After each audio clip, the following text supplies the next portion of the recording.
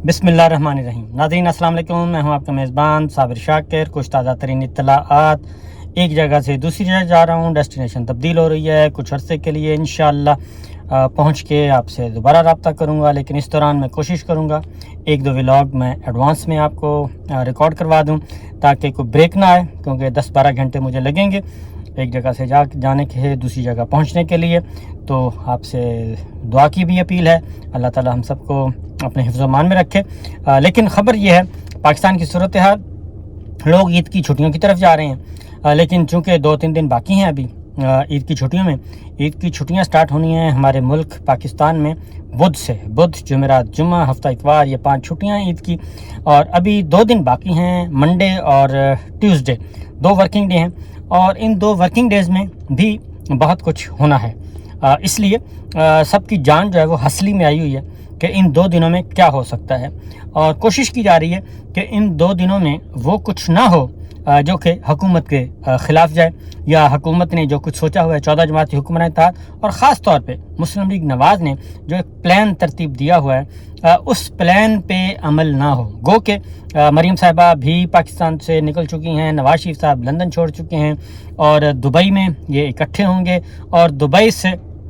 पहुंचेंगे ये सऊदीयतुल अरबिया हज के लिए। और हो सकता है मेरी भी मुलाकात कहीं ना कहीं उनसे हो जाए, और सिचुएशन डिपेंड करता है। तो ये सब के सब हज के लिए जा रहे हैं, और ये हज का सफ़र तो है ही है, लेकिन ये पॉलिटिकल भी है और सियासी जोड़ तोड़ का सफ़र भी है।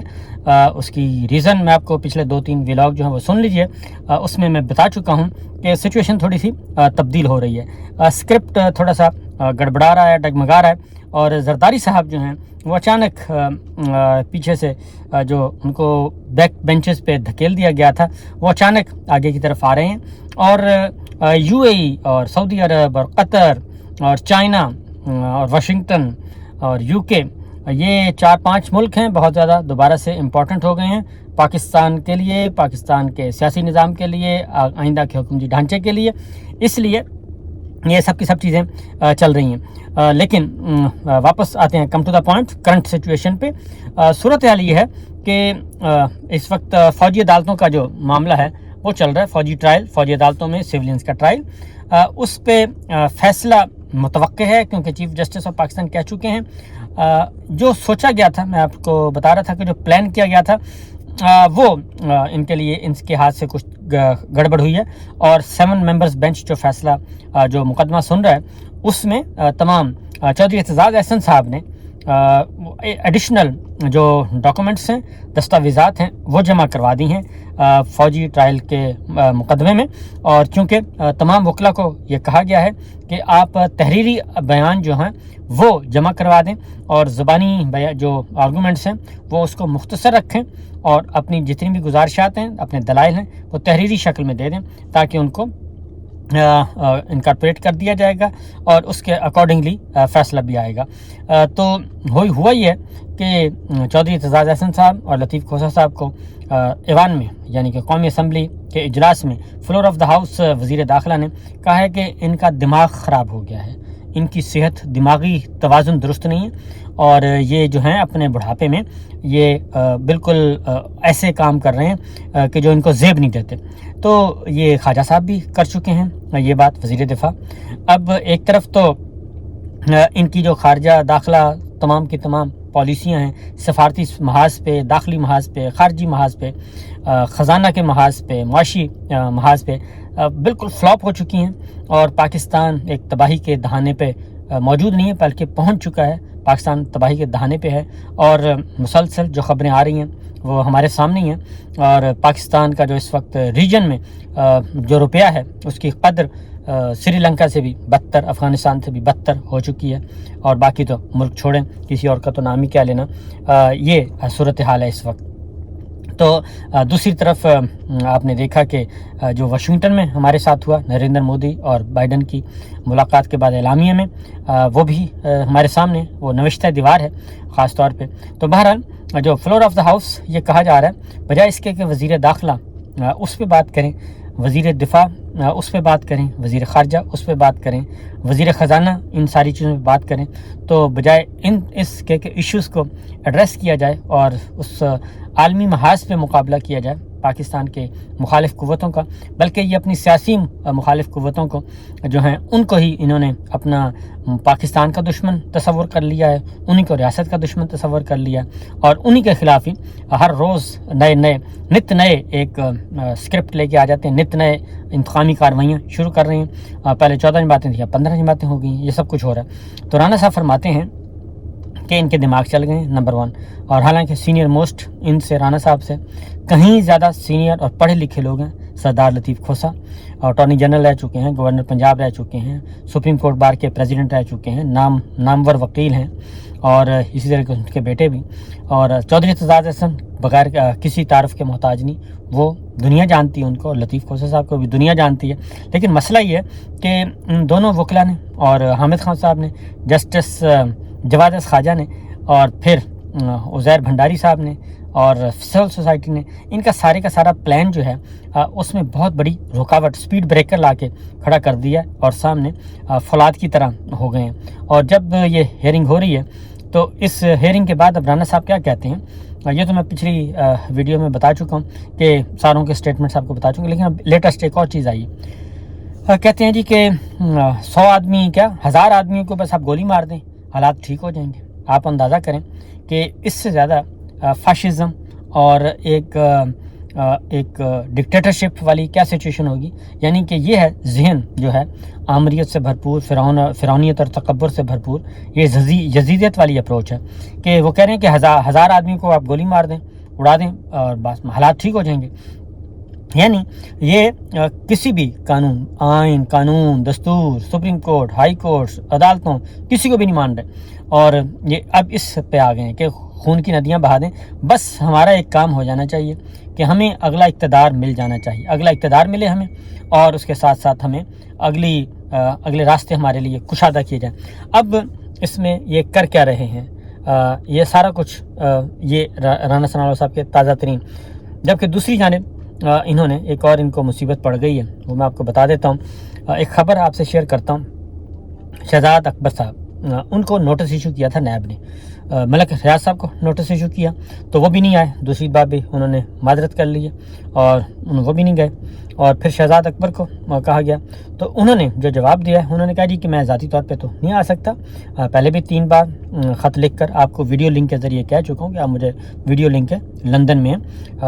لندن ہائی کمیشن پاکستان کا جو ہے وہاں پہ میرا ایک سٹیٹمنٹ ریکارڈ کر لیں۔ میں اس وقت برطانیہ میں ہوں اور پاکستان میں میرا کوئی ایڈریس نہیں ہے، اور میں پہلے بھی کہہ چکا ہوں پاکستانی سفارت خانے میں آ کے اپنا بیان قلم بند کروانے کے لیے راضی ہوں، تو مجھے اس کا جواب نہیں دیا جا رہا۔ میں اب پاکستان میں نہیں رہتا، اور اب میں قانونی طور پہ پاکستان کا برطانیہ کا شہری ہوں۔ پاکستان کے میرے جو ایڈریس ہیں وہ میرے اب نہیں ہیں، اور نیب نوٹس کا میڈیا سے پتہ چلا اور میں نے جواب دے دیا، زندگی کو خطرات ہیں، اس لیے میں برطانیہ کا ایڈریس بھی آپ سے شیئر نہیں کر سکتا، اور نیب نے جو بھی نوٹس بھیجنا ہے وہ مجھے ای میل کرے۔ اور شہزاد اکبر نے جواب میں اپنے بھائی کے گھر چھاپے کا بھی ذکر کیا، وہ بھی مسنگ ہے اس وقت، وہ بھی نہیں مل رہے۔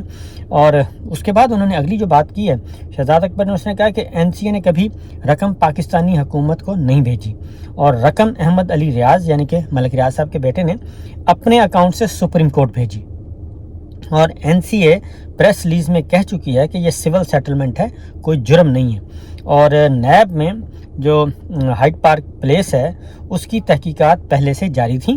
اور اب یہاں پہ جو بات کرتے ہیں وہ شہزاد اکبر صاحب، وہ کہتے ہیں جی حسن نے 1 ہائیڈ پارک جو ہے وہ 2007 میں 10.5 ملین پاؤنڈ کا خریدا تھا، اور اس کے بعد یہ 2016 میں احمد علی ریاض ملک کو 42 ملین پاؤنڈ کا بیچا۔ اور انہوں نے کہا کہ نواز شریف صاحب کے وزیر اعظم ہوتے ہوئے مبینہ طور پر زبردستی یا اضافی قیمت پر فروخت کیا گیا۔ نیب اس انکوائری کا سٹیٹس پتہ کرے اور بتائے۔ یہ اب انہوں نے ایک حیران کن طور پہ شہزاد اکبر صاحب نے پنڈورا باکس کھول دیا ہے، اور یہ وہی القادر ٹرسٹ والا کیس ہے جی، اس میں ان کو بلایا جا رہا ہے، تو اس میں انہوں نے یہ کام کر دیا ہے شہزاد اکبر صاحب نے۔ اب دیکھنا ہے کہ اس میں اب ان کی طرف سے کیا جواب آتا ہے۔ تو صورتحال بڑی واضح ہے، اور جو چودھری اعتزاز احسن صاحب کی طرف سے جو اضافی دستاویزات جمع کروائی گئی ہیں، اس میں اضافی دستاویزات میں ملٹری کورٹس قوانین اور فوجی عدالتوں میں جو طریقہ کار ہے کارروائی کا، وہ آرٹیکلز شامل ہیں، وہ کروائے گئے ہیں۔ اور 26 جون کو اگلی سماعت ہونی ہے، یعنی کہ منڈے کو۔ تو اس دوران یہ ہوا ہے۔ پھر مفتاح اسماعیل صاحب نے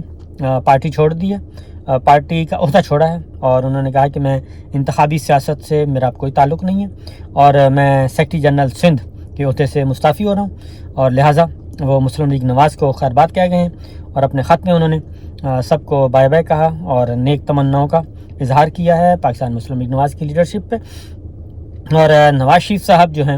وہ پلاٹ الاٹمنٹ ریفرنس تھا، اس میں وہ بری ذمہ، ان کو احتساب عدالت نے بری کر دیا ہے۔ یہ ایک نیا کیس تھا، پہلے سے چل رہا تھا، اس میں ان کو بری کر دیا ہے۔ اور اگلی جو خبر ہے وہ بڑی دلچسپ ہے، اور وہ یہ ہے کہ رانا صاحب نے ایک پیشکش کی ہے، یعنی کہ وہ جو اندر دل میں چھپی ہوئی خواہش تھی وہ منظر عام پہ آ چکی ہے، اور خواہش کا اظہار بھی کر دیا ہے عمران خان صاحب کو، پاکستان تحریک انصاف کو۔ یہ کہا ہے کہ اگر عمران خان صاحب پارٹی لیڈرشپ چھوڑ دیں، پی ٹی آئی چھوڑ دیں، کہ پی ٹی آئی کی قیادت سے الگ ہو جائیں، تو پارٹی باقی جو ہے پی ٹی آئی جماعت ہمیں قابل قبول ہے، ہم اس کا راستہ نہیں روکیں گے اور اس کو ہم پالیٹکس کرنے دیں گے۔ اب یہاں تک بات آ چکی ہے کہ عمران خان صاحب بس ان کی ہمیں چہرہ نظر نہ آئے، نہ ان کا نام نظر آئے، باقی کوئی مسئلہ نہیں ہے، پارٹی کو ہم نہیں روکیں گے، پارٹی پالیٹکس کرے جی، پی ٹی آئی آئے، الیکشن لڑے، یہ کرے وہ کرے، لیکن عمران خان صاحب سائڈ پہ ہو جائیں۔ تو یہ ہے وہ بات، اصل ایجنڈا، کہ عمران خان صاحب سے ذاتی طور پہ مسئلہ ہے، یعنی یہاں تک کہہ دیا کہ ایک طرف وہ کہہ رہے ہیں، دھمکیاں شمکیاں بھی دے رہے ہیں کہ اگر یہ بات نہ مانی تو پھر وہی بات ہے جی، ہم لاشیں بھی گرا دیں گے، ہم یہ بھی کر دیں گے، وہ بھی کر دیں گے۔ دوسری طرف کہہ رہے ہیں، پیشکش بھی کر رہے ہیں کہ جناب پھر کوئی الزام نہیں آئے گا، آپ عمران خان صاحب کو کہہ رہے ہیں کہ آپ سائڈ پہ ہو جائیں، بس کافی ہے۔ تو یہ چیزیں ہیں، لیکن ظاہر ہے عمران خان صاحب پہلے سے ہی بات کر چکے ہیں، وہ تو یہاں تک کہہ چکے ہیں کہ بھئی جو کرنا ہے کر لیں میرے ساتھ، میں پاکستان ہوں، پاکستان سے جانے کا میرا سوال ہی پیدا نہیں ہوتا، پارٹی چھوڑنے کا سوال ہی پیدا نہیں ہوتا، پارٹی بھی میری، فوج بھی میری، پاکستان بھی میرا، پاکستان کے عوام بھی میرے، اور سب کچھ میرا یہیں پہ ہے، باہر میرا کچھ بھی نہیں ہے، ایک پاؤنڈ بھی نہیں ہے، ایک ڈالر بھی نہیں ہے باہر، میں تو سب کچھ بیچ باچ کے پاکستان لے کے آیا تھا، اور یہاں بیٹھا ہوں، یہیں بیٹھ کے اپنا کام کروں گا، آپ نے جو کرنا ہے کر لیں، سزا دینی ہے، جیل میں ڈالنا ہے، مارنا ہے، ڈسکوالیفائی کرنا ہے، جو کرنا ہے کریں، میں حاضر ہوں۔ تو یہ ساری چیزیں یہی چل رہی ہیں کہ کسی بھی طریقے سے -1 ہو جائے، مائنس عمران ہو جائے، یہ ہے پورے کا پورا ایجنڈا۔ اجازت دیجیے، اللہ حافظ۔